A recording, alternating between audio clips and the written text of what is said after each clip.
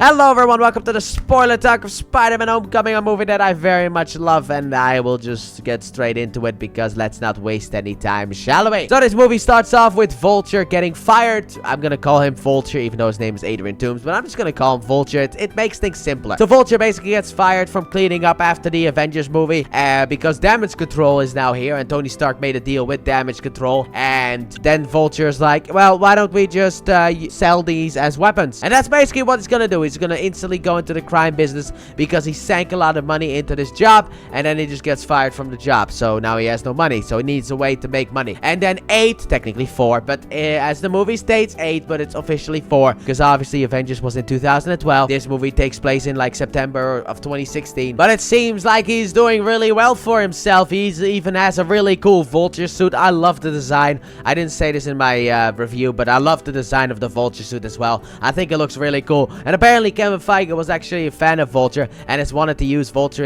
in a movie for a while before, you know, the whole MCU thing. And now that he finally has control, he's using Vulture, and you can really see that he's passionate about Vulture because he's doing everything in his power to make this movie as good as possible, and I'm happy about that. Meanwhile, Peter is doing his video diaries before and after Civil War. Kind of, we get a little bit of behind the scenes, kind of what happened to Peter in between the scene when Tony picks him up and in the scene where he's at the airport, like the kind of like the in between, his reaction to his new suit. I love that. The second movie kind of ruins it though, but I'll get more into that more towards the end of this video. I got something to talk about that second movie, how it kind of ruins some stuff. But I love the video diary, was a big fan of that. But then at the end of that, he basically gets to keep the suit, and Tony's like, we'll call you. So now for the next couple of months, he is like waiting on a call from, by the way, I do not trust any of the time cards that happened in this movie because of the 8 years later. So even though it says 2 months, it could be 4. I don't care. It's just so stupid that they did 8 years later, when obviously Avengers takes place in 2012. So this would be taking place in like what, 2020? How is this taking place in 2020? Everyone was dusted back in 2020. What's wrong with you? So while Peter is waiting for the call, and also he's blowing off a lot of stuff because of the fact, what if Tony calls? You never know. What if Avengers need me and stuff like that?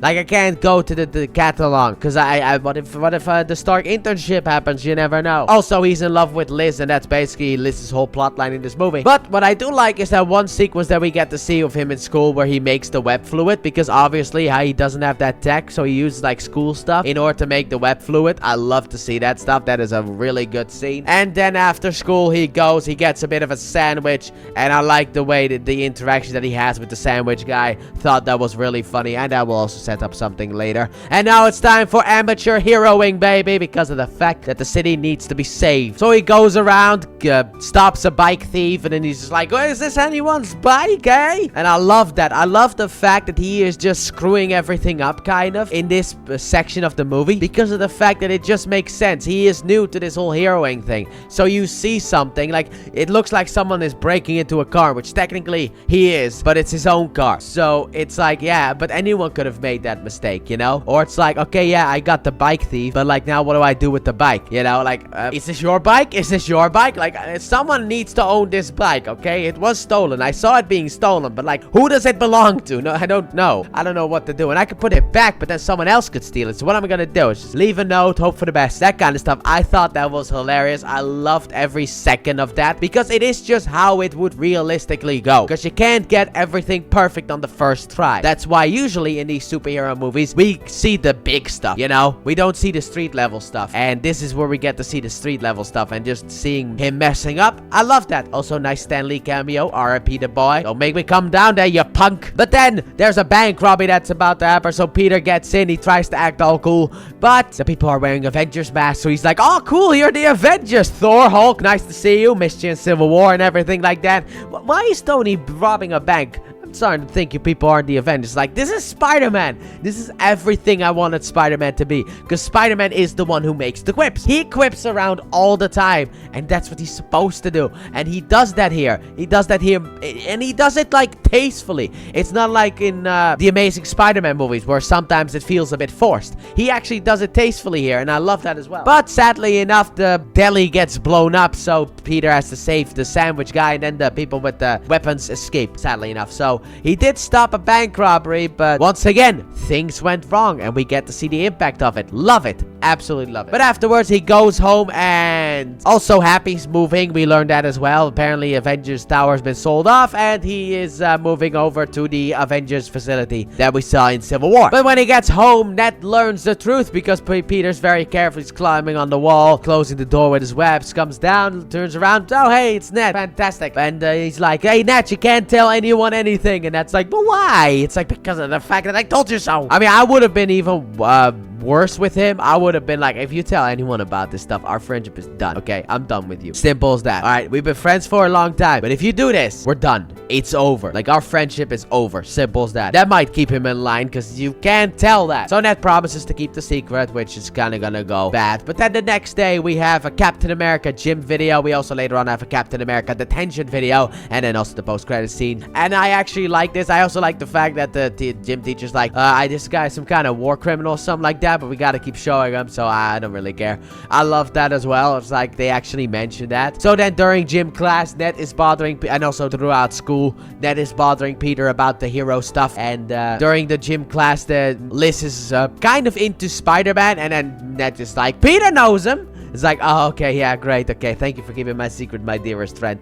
You are such a buffoon. Absolutely, you're an absolute buffoon. But then Peter kind of promises that Spider-Man will appear at Liz's party because of the fact he kind of gets bullied by Flash Thompson, who is not a muscle-bound guy, which is kind of a weird change, but I feel like in modern times it actually makes sense that he is not like that at all. So then they arrive at the party. Peter's very nervous, and then it's time for Spider-Man to show up. However, Peter's like, yeah, but Spider-Man isn't supposed to be a party trick, okay? He's not supposed to be a party trick. Then he gets bullied by Flash. He's like, I should do it in order to just shut him up, but also it's not supposed to be a party trick. And I like this struggle where it's like I could be popular, but also I shouldn't do it. I love this. This is a very Spider-Man struggle that we get to see in this movie. Big fan of it. However, then there's an explosion in the distance. Spider-Man goes to investigate, and it turns out we got the two Shockers, which yeah, okay, there are two Shockers in this movie. We have Jackson Bryce, who is Shocker, and then later on Herman Schultz will be Shocker. But anyway, they're trying to sell weapons to a guy named Aaron Davis, who is the uncle of Miles Morales, which yay, we get Miles reference. For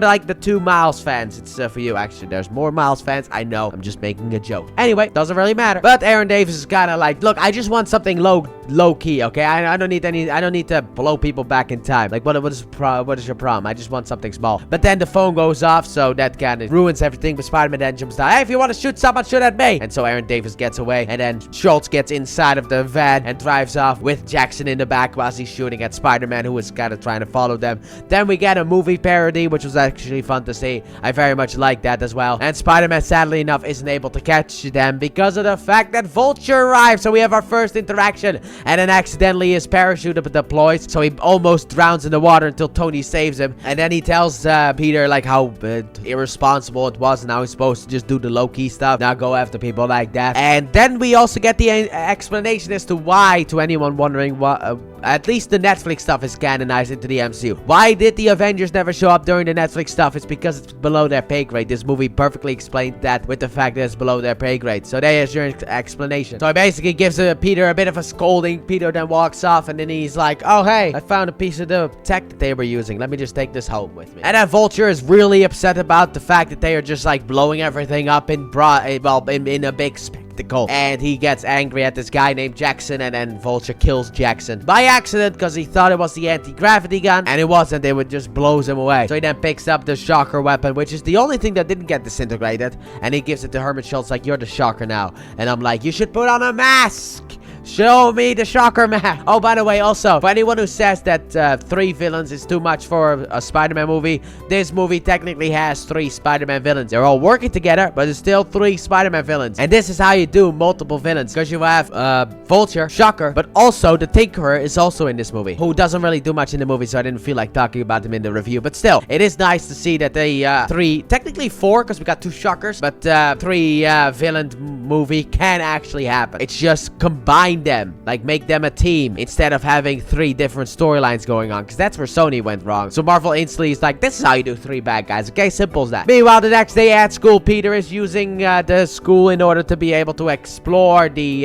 tech that he had found, and he gets a little bit of a thing out of it, the glowy thing, and then he puts that in his pocket. And then later on the school day, the bad guys show up, Shocker and some other guy. I actually forgot who that was. It's probably just a henchman. So Shocker and Goon show up, they explore, but Peter goes after them and almost gets caught, but he's able to put a tracker on them. So then he follows them. Well, he follows them with the tracker in that sense, the map. He basically follows the map in that sense. He's just looking at the map to see where they're going, and eventually they make a stop. However, that is in Maryland, and there's no way Peter can get there in time. So what do we do? Well, the decathlon is in DC, and it's close by, so he's gonna rejoin that place, which instantly happens, and now we head for DC, where also we learn about the fact that apparently there's a tracker in the suit, and Happy immediately is like, hey, yeah, about that thing. Why are you leaving New York? What are you doing? It's like a school thing. It's like, okay, fine. So then in the hotel room later on, we hack the suit, and we learn that there's a training wheels program, because of course there is, and also Peter removes the tracker, puts it on a lamp in order to kind of get them out of here, which is technically kind of a stupid thing, because the tracker is how he was saved before, so if it happens again, it's gonna be bad. But Ned then deactivates the programming for the training wheels, which is like, you can just do that? This is good Stark Tech. How is he able to hack into this thing? But whatever, you know, that is the only real, like, suspension of disbelief that I have to do. The fact that he can hack into Stark Tech. Outside of that, I don't really have problems necessarily. That's really the only thing where I can actually think of a problem with this movie, where it's like, how are you able to hack Stark Tech? Maybe it's just Iron Man put too much trust in Peter, so he made hacking the suit a little bit easier. I don't know. Or Ned is just some kind of super hacker who's just the biggest idiot on the planet. So now Peter has to leave in order to go after the bad guys. However, he almost gets distracted when he sees Liz in a swimsuit, which if your crush is in a swimsuit, of course you're gonna get distracted. But it's like, no, I gotta go. Focus up. Think with your brain and not with your parts. Okay, let's go. So he goes after the bad guys. He is out there. And also we have an AI now. That's fun. He later on names the AI in his suit Karen. That's fun. But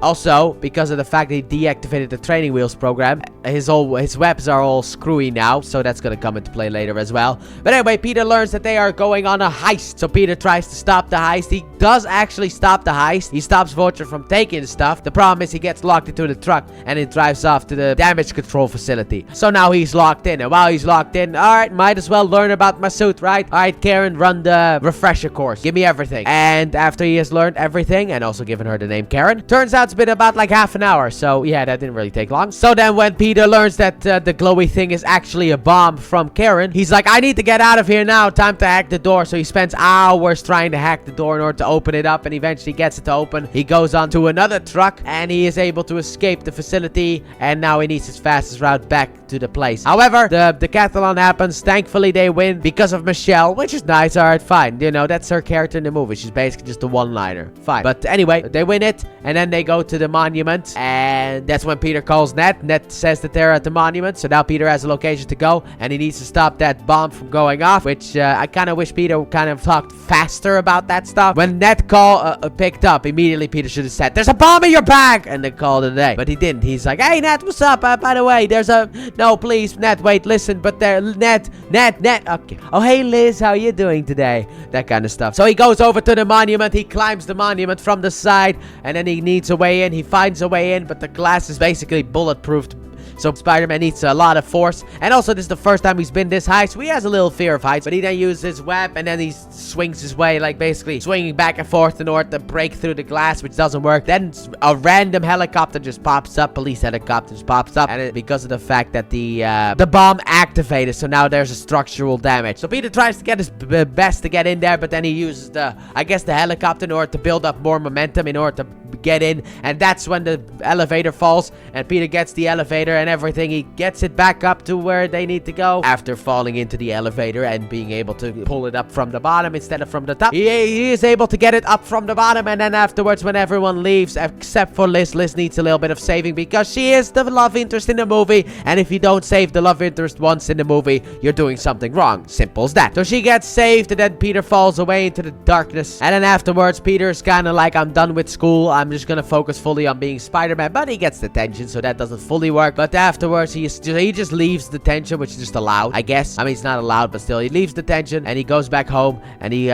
tries to figure out a plan. They review some footage that apparently the suit recorded, and we have some funny Spider-Man things, and then afterwards, we find out about Aaron Davis, so Spider-Man goes to visit him, but interrogation mode is activated, so everything is kind of a bit screwy until it turns that off. But then Aaron Davis is like, you said to them, like, shoot me instead of him. So, you know what? You're a cool guy in my book, and also I got a nephew living here. Oh, it's Miles. And, which, by the way, I don't need to see Miles in the MCU ever if they don't want to do that. I'm fine with it. You know, we don't really need that. We first need to get an actual Spider-Man movie out. Let me get an actual Spider-Man trilogy before we get to Miles, okay? And we haven't gotten that yet, even though technically we have, but it's all been kind of like this big origin story, which is kind of because of the second movie kind of ruined things, and then the third movie kind of had to pretend that all this was an origin story. But I'll get more to that later on. But basically, he tells him about the ship, so to the ship, boys! To stop the Gargan deal. Yes, Mac Gargan is in this movie as well. He's not Scorpion, and please, for the love of God, put him in Brand New Day. I swear, I just want to see Scorpion in the MCU. I never knew I was this passionate about Scorpion of all characters. But like,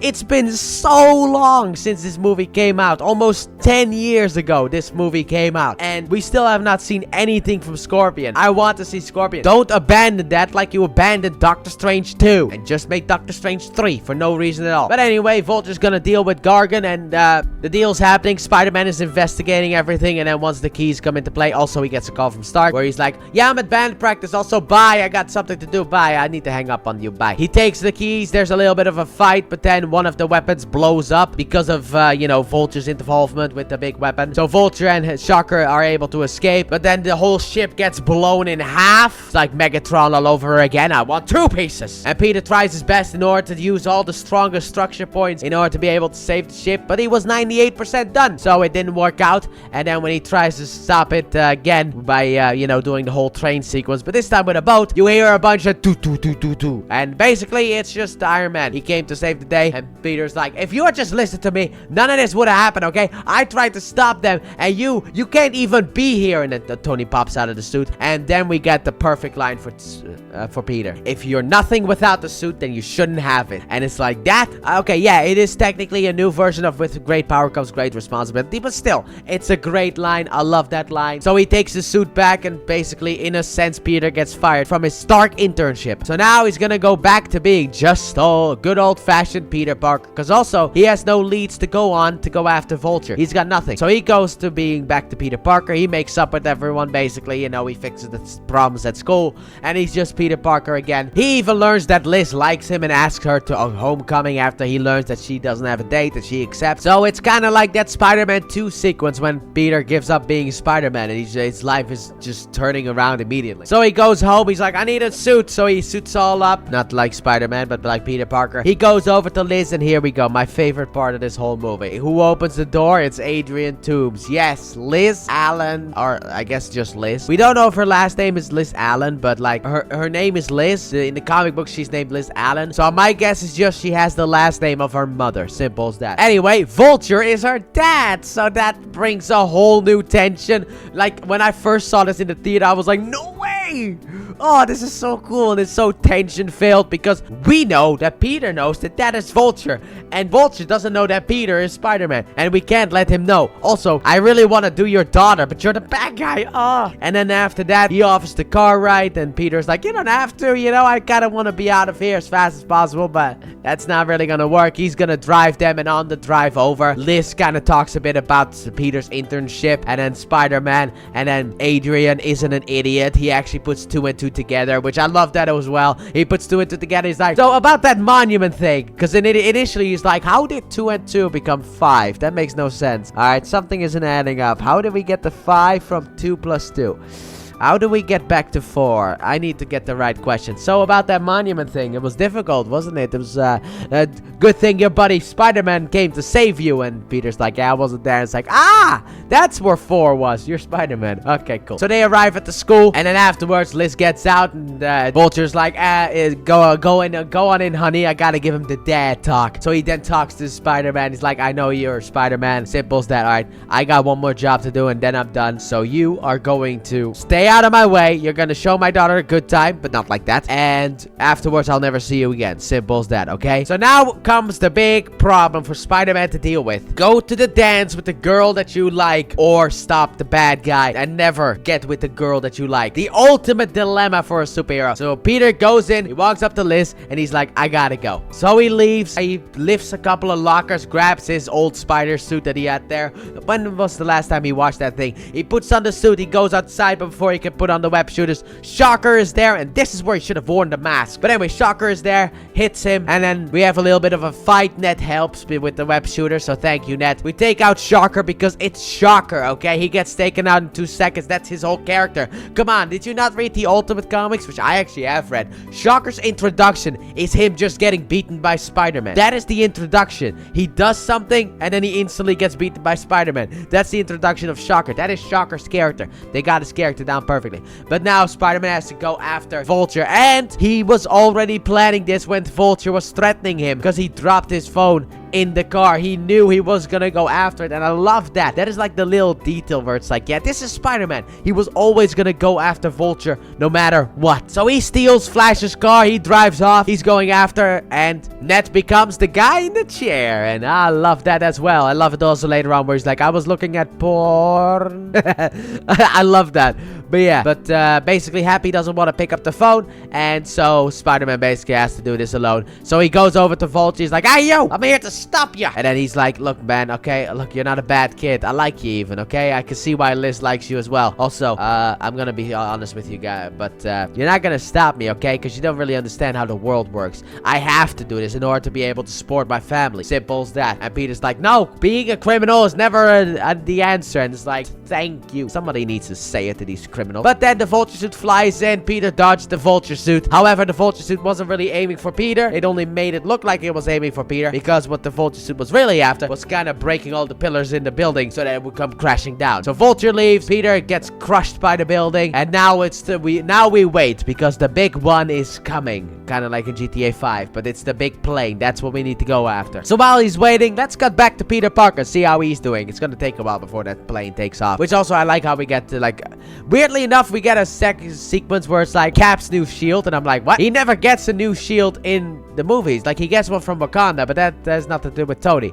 And then in Endgame, he gets his old shield back, so whatever. And also apparently Thor's magic belt, like that. Anyway, Peter is crushed by the building, and he then starts to act exactly like a kid would act in that situation. Because you gotta remember, this is a 15-year-old kid, okay? He just got crushed by a building. But he's like, help me, please, somebody help me, please, help me, okay? Anybody help me out there, please? But then he thinks back about the words of Tony Stark, because technically we never heard the words of Uncle Ben. I would have loved if in this scene they gave us the words of Uncle Ben. I would have loved that if we just heard Uncle Ben say, with great power comes great responsibility, and then him just like lifting it. Just the voice, that's all I needed. But the Tony one works as well, even though I would have liked the Uncle Ben one more. But then he lifts the building off of him, grabs his mask, puts it on, and then he heads after Vulture, because Vulture's still not gone, because he's still waiting. And I guess he didn't hear what happened before. So he webs Vulture, where Vulture's like, it's a bit of a resistance. Like, you see Spider-Man just flying behind him. Thought that was funny. So Vulture goes for the plane. Peter then also gets onto the plane, but has a little bit of struggle because, you know, air and all that stuff. So Vulture basically, like, with his wings curls up, he makes an opening. He's like, all right, we got it. Decoy gets sent off. Everything seems to be perfect, but then Spider-Man's there, and he's just kicking the Vulture wings, and that causes wind. And it's like, no, a kid's here. Dang it, I was hoping the building would have crushed him. Alright, time to get back into the suit and fight. So they have a little bit of a fight, basically. They destroy the whole plane, and then Vulture's like, I'm not leaving without one of these crates. I need one of these crates in order to be able to support the family for life, okay? This is the last thing I need to do. I just need one of these crates. And then the plane crashes, but Peter's able to make it crash into a non-people area, unless there were people on that beach. But, you know what? It is still better than in the middle of the city. Also, Happy is watching all this go down, and he probably got a couple of guys in order to head over there. But then we have the final fight between Vulture and Spider-Man, but Spider-Man's a bit worn out, so Vulture beats him, and then he goes for the case. He grabs the case, but Peter notices that his backpack is about to blow up because of the alien tech, and Peter can't save him, sadly enough. So the backpack blows up, Vulture falls, but before Vulture dies, Peter grabs him from the fire and pulls him away. He got all the tech together, webbed it all together, and also Vulture, and then puts a little bit of a note and leaves. And then he's like, I right, I did it. I saved the day. Fantastic. I guess he kind of pats himself on the back, but also he just lost potentially the love of his life, but not really. Let's be honest here. But anyway, he lost her, kind of. So it's a bittersweet victory. And Happy saw the note, so he's all happy about that. So then the next day, Liz is apparently moving away. So that's a bit sad. Peter, you know, he doesn't get the girl at the end. And then also later on, we learn apparently that Michelle Jones goes by MJ, but no, you're not. I don't care. I will call you Michelle until the end of time. I don't care how many times in these movies they call you MJ. MJ is Mary Jane Watson, not you, okay? You are Michelle Jones. Get that through your skull. So, Michelle. But I didn't like that. I didn't like that. I'm sorry. I did not like that. I mean, we were explicitly told that she was not gonna be MJ, and then she's MJ at the end of the movie. It's like, yeah, but it's a different MJ. Doesn't matter. Everyone calls her MJ. It's like, no, it's Michelle Jones. I'm gonna call her Michelle Jones throughout all of these reviews. And then Peter gets invited to the bathroom by Happy. Not like that. That would be weird. He's a 15-year-old kid, technically, so it would be really weird if an older man invites a 15-year-old into the bathroom. But it's for Tony. They have a little bit of a talk. He's proud of him. And then they go over upstate in order to go to Tony. And Tony's like, you did fantastic, kid. I love you for it. And also, here's the Iron Spider suit. And I'm gonna announce you as a new member of the Avengers. And Peter's like, no, I don't think you should. Alright, I just don't think that you should. I'm just gonna be honest here, okay? And then he walks away. And he's like, this was a test, right? And Tony's like, yeah, sure, it's a test. And now they have nothing to announce. Also, it seems like Tony and Pepper have made up, so that's nice as well. And maybe they are about to get married because an engagement ring that he's been carrying since 2008. Why, though? It's disgusting. And that's it. He comes home. He has a package in his house, and it's the Spider-Man suit. So he puts that on, and then May learns that he's Spider-Man. And in the mid-credit scene, we have Mac Gargan, who wants revenge against Spider-Man. Please, brand new day, just give it to me. And then finally, to end the movie, we have the post-credit scene where Captain America's like, sometimes things lead to disappointment. Alright, you wait all this time just for nothing. And it's like, oh, okay, you're doing one of those things, aren't you? You know what? Deadpool did it better, even though Deadpool copied another movie. And that other movie that I don't know the name of did it better as well. But overall, I love this movie. I thought it was fantastic. But the fact, like, I have one problem, but it's more like with the next movie, Far From Home. And that is the fact that they don't really resolve the whole May finding out Peter is Spider-Man. They kind of resolve it off screen. And while I understand, because of the fact that the next movie is Infinity War and Endgame, that's where he's in, so he has to be Spider-Man, this movie had kind of like, as you could say, flashback sequences to before Civil War. I would have liked it if in Far From Home they had a serious sequence at the beginning of the movie between Peter and Aunt May about the whole Spider-Man thing, because basically it only really gets talked about in the movie after that, which is No Way Home,